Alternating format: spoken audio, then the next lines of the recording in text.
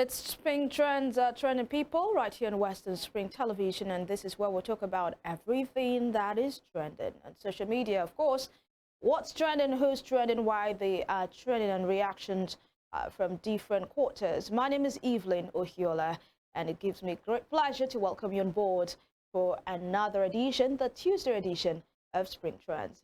Femi Ojo is here. Yes, thank you. I'm just saying, Yeah. it's an orange thing. It's an orange day. Amazing. Good morning, Nigeria. All right, let's just get to it. Very first story for today.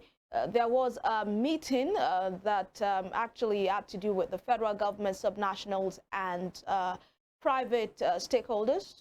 It was a tripartite, creating a tripartite committee to look into what we are going through as a nation, preferred solutions to issues that Nigeria is going through at this time. As we all know, that it is not a season that we hope for or we actually enjoy, but then we are living and we'll continue to live. But, you know, at that particular meeting, a lot of things were actually discussed, and we had private stakeholders like Aliko Dangote, Rabiu, and also Tony Elumelu in that meeting with President Tinubu. Of course, they spoke to what actually the president and the subnationals and they spoke about. Let's see if we can have that video, and we'll come back to take reactions. I think we had a very, very good meeting, and what we discussed is generally about the economy, food security, security of the nation. We discussed everything in detail, and I think there is the economic, presidential advisory which has been set up, and I think this will look at all the issues and address them. You know, coming from creating job creation, coming from food security, coming from also reflating the economy. So all these things, they've been discussed in detail. I can't give you all the details right now, but we are hopeful, and we're a great nation. We have what it takes to turn around the economy, and we're going to do that. I think very well. As has just been said, it's a tripartite meeting, and designed to, put heads together and to think. Of course, you can see in that video Aliko Dangote, the CEO of Dangote Group, speaking, and the governor of Anambra State, Chukwuma Charles Soludo, speaking to the issues that were discussed at the meeting. But let's see what Nigerians are saying at this time. At I Am That Niger Guy on X says, did you notice that none of the people spoke about what specific steps Tinubu is bringing to the table? They simply threw words around. That's how to identify propaganda, aka Lamba, he calls it.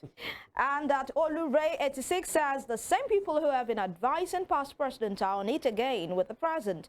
Advice that plunged Nigeria into the poverty capital of the world, whilst they became richer. Critical thinkers with the solutions are finished in Nigeria. That's actually a question there from Ohiolei.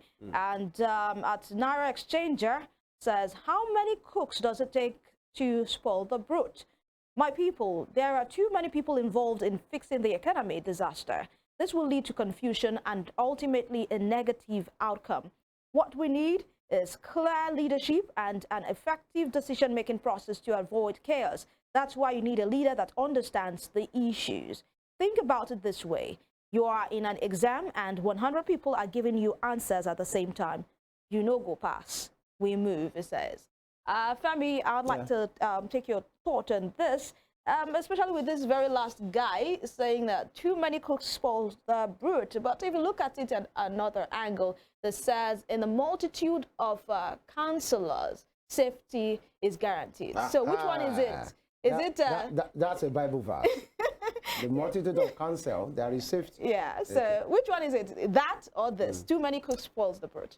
Okay, I think that depends on where the person stands, by the way. But I'm not sure this step by the federal government to have these big guys in the organized private sector contribute their quota, their intelligence to these I'm not sure it's a bad push. I think it's a good one. But then some of these men won't do something without having something in return. It might not be money, okay? Has to be a symbiotic kind of relationship. Will they spend their time, their energy, you know, their intellect just for the good of the nation, in which many of them are benefiting? You see Tony Numelu possibly representing the banking sector, Bua, Aliko Dangote, the manufacturing, the oil and gas sector, the food processing sector as well. Somebody in the know is Charles Soludo, who was formerly, you know, the CBN governor. The CBN governor, who is now in government as well. So I think it was a good pick. Maybe one or two might have been added, but then it is what it is. Let's give it all up, all we can do. But the thing is, let the intention be noble. Let it be sincere. So it should not be like we are trying to carve a niche for ourselves just to say the government tried all it could. We looked at the people in government. We spoke to the organized private sector. We are talking. We are hearing.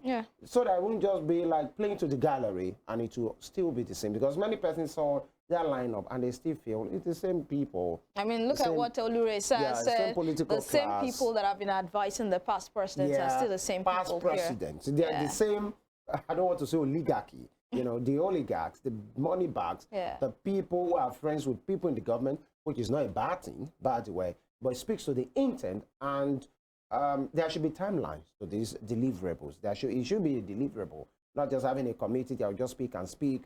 And the thing is, as a roundup on this matter, will these people who are businessmen, manufacturers, you know, guys in charge of production, will they give the kind of advice that may affect them?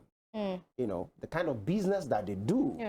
These are the questions. You know, will their loyalty not be compromised? Because some of these big steps that the people of Nigeria, ordinary people are expecting, might be the ones that will affect those people's businesses, especially when it comes to monopoly and the kind of how we do business here in Nigeria. But then maybe it's a good one. Let's give them the benefit of the doubt. So there should be a timeline to say these people will not assemble. Now, what did they don't contribute? Now be this one. That's why you are saying these things, because Nigerians didn't vote for them. So you can't, you and I can't hold them responsible for anything. You didn't vote for them. The buck still stops on the table of Asiwaju Bola Ahmed Akanbi Tinubu. Akanbio. I still remember that particular song. But then one of the something the president said at that particular meeting is that we do not have all the answers. We are not saying that we have all the answers, but we want to actually say we tried all that we can. Don't let them say we didn't try. Yeah, so I think that's what the president is trying to do. But let's move on to the next story, a very sad one, I should say. A private school student, 16 years old, killed himself after Snapchat nude photo blackmail. A private school pupil killed himself after he was blackmailed on Snapchat over nude photographs on inquest.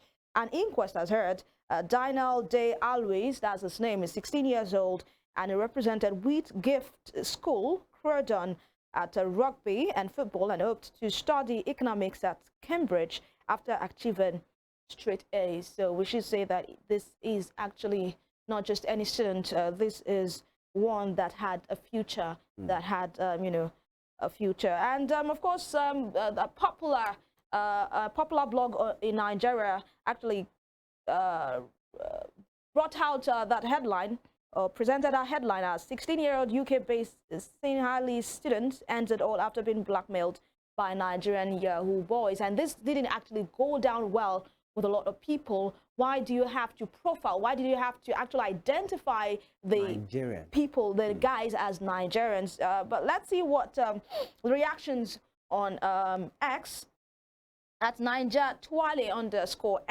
I'll just take part of it. It says, over the years, we have never heard Nigerian being involved in Snapchat's nude blackmailing. Maybe I do not know of. I do not understand how you try so hard with your headline just for clickbait. The main report stated police and the National Crime Agency told Daniel's family that they were unable to trace the blackmailer, but said it appeared they were operating from Nigeria. Of course, we cannot deny the fact that Nigerians are into fraud and scams too, and the police will definitely have the same assumption due to our poor reputation of cybercrime globally, and surely the family of Dinals add their instincts towards Nigeria also. But it is only Nigerian that can carry out this kind of activities. Why can't you write a headline just like a normal person with a better sense of reporting or blogging?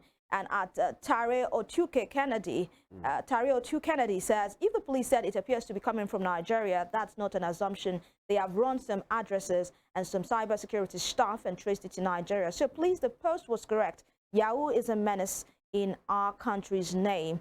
And Daniel Rega says, Yahoo continues to be a big problem, but unfortunately, many rather blame politicians than addressing the issue. Some sugarcoat the obvious truth by referring to it as a hustle. The actions of a misguided few are now being used to stereotype us. Rest in peace to the Sinhalese student who lost his life as a result. Femi, your thoughts? I think it's a sad situation. A 16-year-old, that's a teenager, especially with promising future. His antecedent as where I was headed to, promising, a very brilliant person that was blackmailed with his new.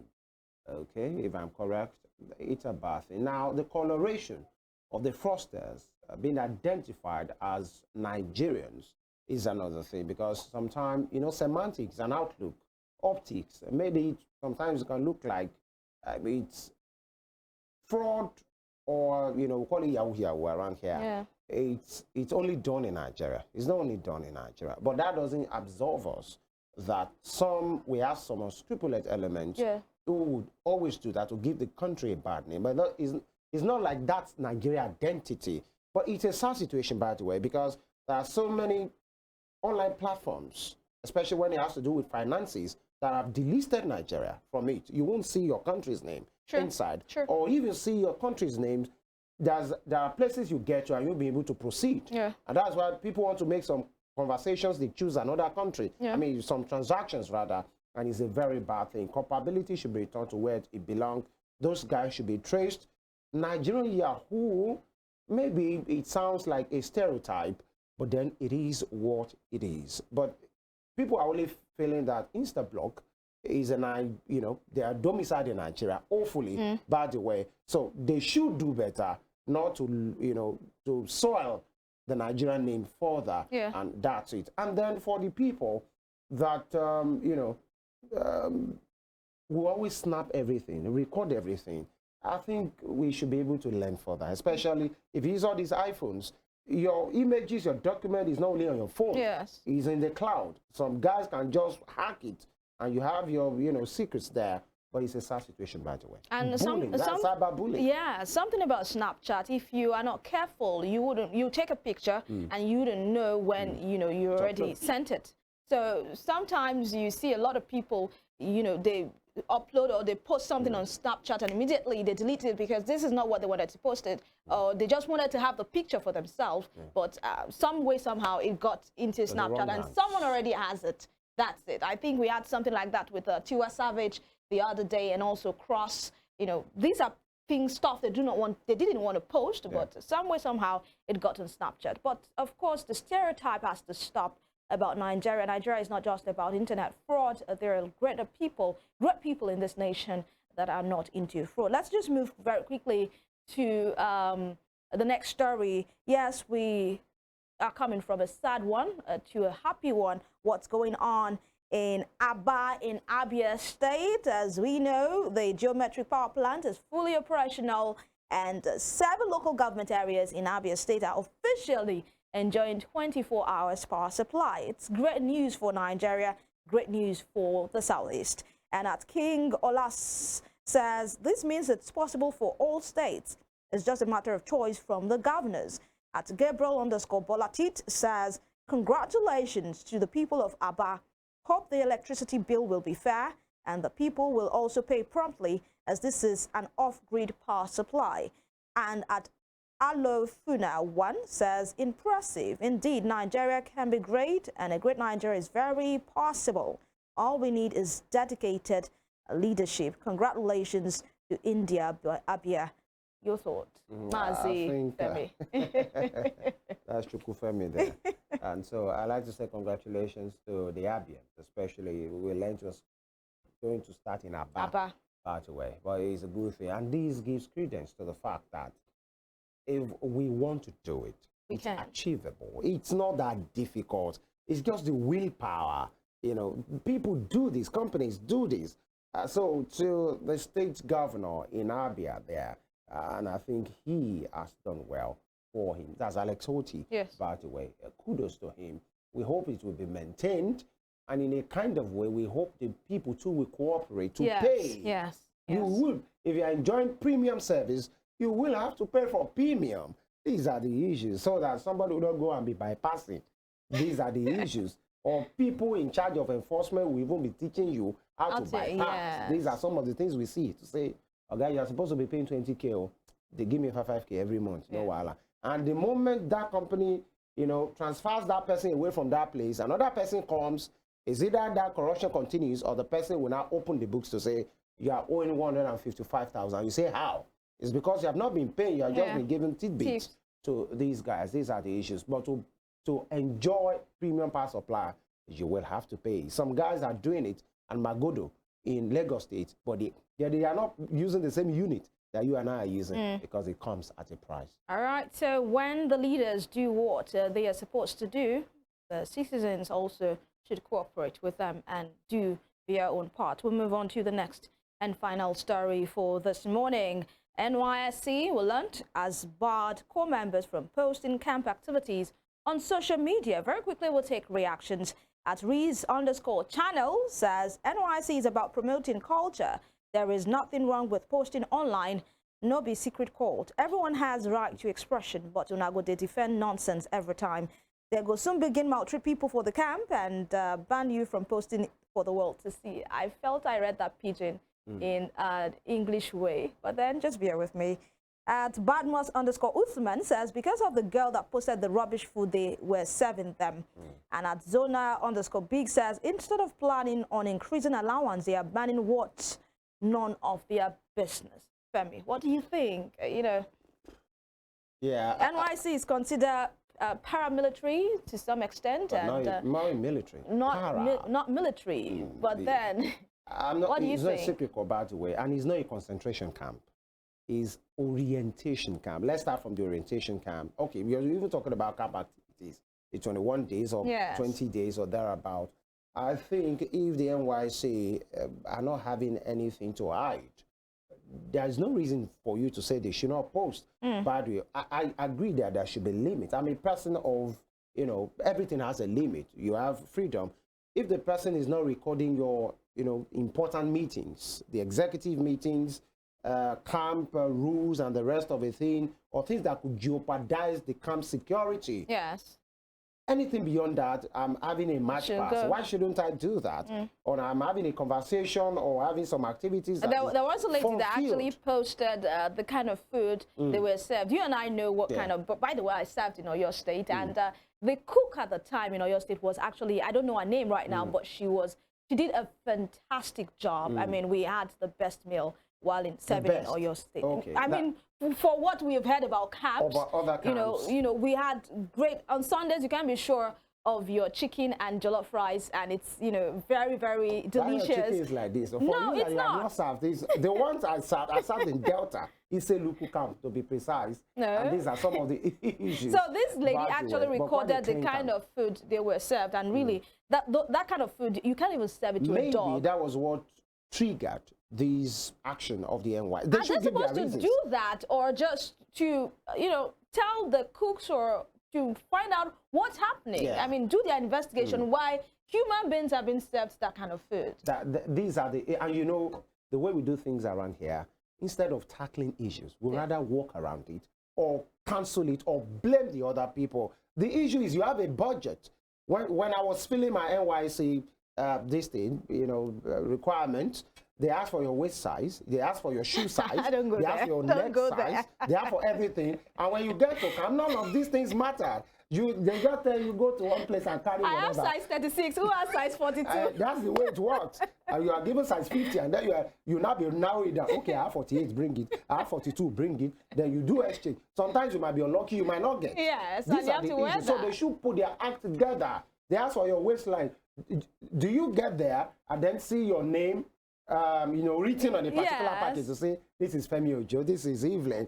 That doesn't happen. What was the essence of asking for the details for in this the first information? place? I'm sure those guys that are still feeling those things, and it doesn't happen that way. They should fix up. NYC and other government MDAs, please fix up. We don't even know if NYC will be affected by this orientation, and they'll be joined with the Nigerian army. Oh, yeah. Maybe we would have people now joining the army fully. We'll wait to see. But I do not think But that they will should fix actually up happen. instead of, trying to just go hard on people. All right, fix the issues. That's what Femi is saying right here. You do not have to victimize people or cut them off what is their right, normally, naturally. And that's a good place to end the show for this morning. Spring Trends right here on Western Spring Television. Thank you so much, Femi, for the great analysis all of the time. My pleasure. And we'll come again tomorrow for the midweek installment of Spring Trends. Until then, have for yourself a good morning. And by the way, happy birthday to my mom, Mrs. Helen Ohiolei. Thank you for why you like the coffee? Yesterday was my mom's giving birth to this amazing personality. The gorgeous, delectable Eden of you. I remember now, today is my sister's birthday. Okay. As well. So, February 27th, I told you we rang the bell to my elder sister. all right, so it's a bunch of birthdays going on here. Yeah. And to anybody celebrating their birthdays today, happy birthday to you. We love you. Yeah. And until tomorrow, my name is Evelyn Ohiolei. Have for yourself a good and productive day.